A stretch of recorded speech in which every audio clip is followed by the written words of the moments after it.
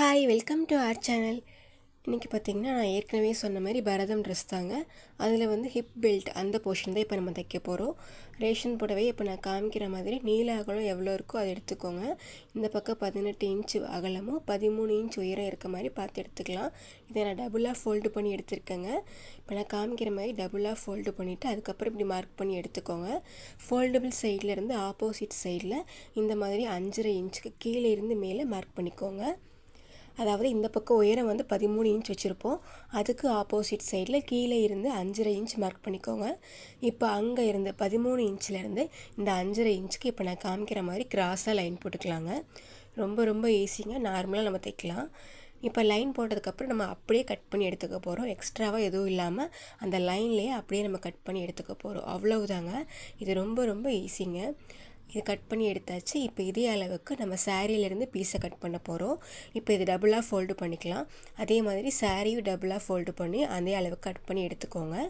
இப்போ அதுக்கு மேலே வந்து இப்போ சாரியோட நல்ல சைடுக்கு மேலே இப்போ நம்ம கட் பண்ணோம்ல இந்த ரேஷன் புடவை இந்த லைனிங் பீஸை இதுக்கு மேலே வச்சுக்கலாம்.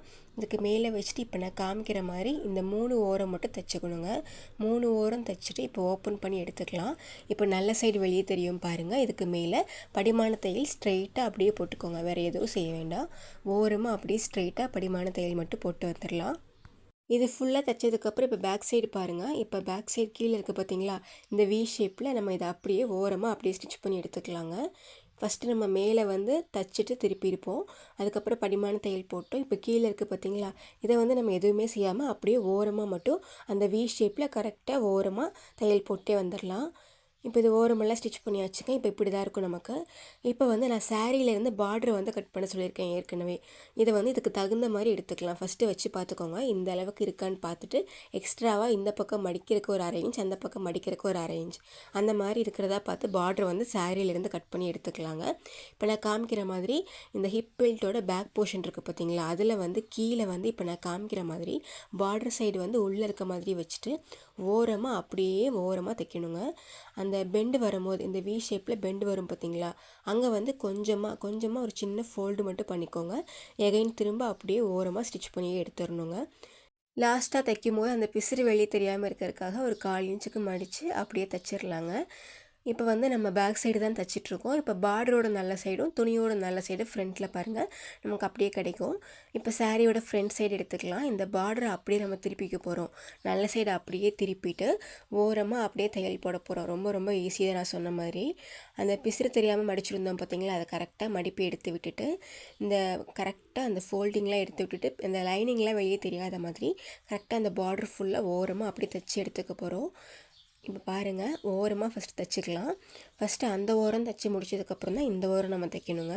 நம்ம ஏற்கனவே சொன்ன மாதிரி அந்த வளைவெல்லாம் கொஞ்சம் கொஞ்சம் மடிச்சிருக்கும் பார்த்தீங்களா, அந்த மடிப்பெல்லாம் கரெக்டாக எடுத்து விட்டுட்டு அப்படியே ஓரமாக தைச்சி எடுத்துக்கலாங்க.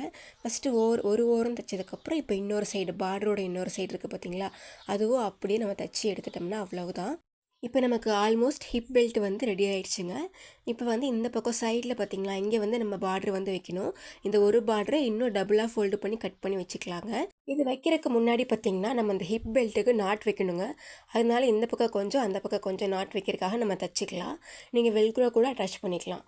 இதை வந்து ஜஸ்ட் இதுக்கு மேலே அப்படியே வச்சு ஸ்டார்டிங்கில் அப்படியே நல்லா டபுள் ஸ்டிச் போட்டு முடிச்சுக்கலாங்க. இதே மாதிரி அந்த பக்கமும் தைச்சாச்சு. இப்போ இதுக்கு மேலே வந்து நம்ம அந்த பார்டர் சொன்னோம் பார்த்தீங்களா, அதை வந்து 2 பக்கமும் ஒரு ஃபோல்டு பண்ணி ஒரு 1/4 இன்ச்சுக்கு மடித்து தைச்சிருங்க இந்த பிசிறு தெரியாத மாதிரி. இப்போ மேலே வந்து ஒரு 1/4 இன்ச்சுக்கு ஃபோல்டு பண்ணி கீழேயும் அதே மாதிரி ஃபோல்டு பண்ணி இந்த மாதிரி மடித்து தைச்சிட்டோம்னா அவ்வளவுதான். அதுக்கப்புறம் 4 ஓரமும் அந்த ஓரங்களில் மட்டும் ஸ்ட்ரெயிட்டாக பாக்ஸ் ஷேப்பில் ஓரம் மட்டும் தைச்சிடலாங்க. அவ்வளோதாங்க. இது கரெக்டாக தைச்சிட்டிங்கன்னா நமக்கு ஹிப் பெல்ட் ரெடி ஆயிடுச்சு. அதுக்கப்புறம் நீங்கள் வந்து கொஞ்சம் கொஞ்சம் நம்ம வந்து டாட் பிடிக்கணும். சென்டரில் கொஞ்சம் டாட் பிடிச்சிக்கோங்க. அதே மாதிரி சைடில் கொஞ்சம் டாட் பிடிச்சிக்கோங்க. நம்மளோட ஹிப் பெல்ட் ரெடி ஆயிடுச்சுங்க. உங்களுக்கு இந்த வீடியோ பயனுள்ளதாக இருக்கும் நம்புகிறேன். பிடிச்சிருந்தால் லைக் பண்ணுங்கள், சப்ஸ்கிரைப் பண்ணுங்கள். வீடியோ பார்த்ததுக்கு நன்றி.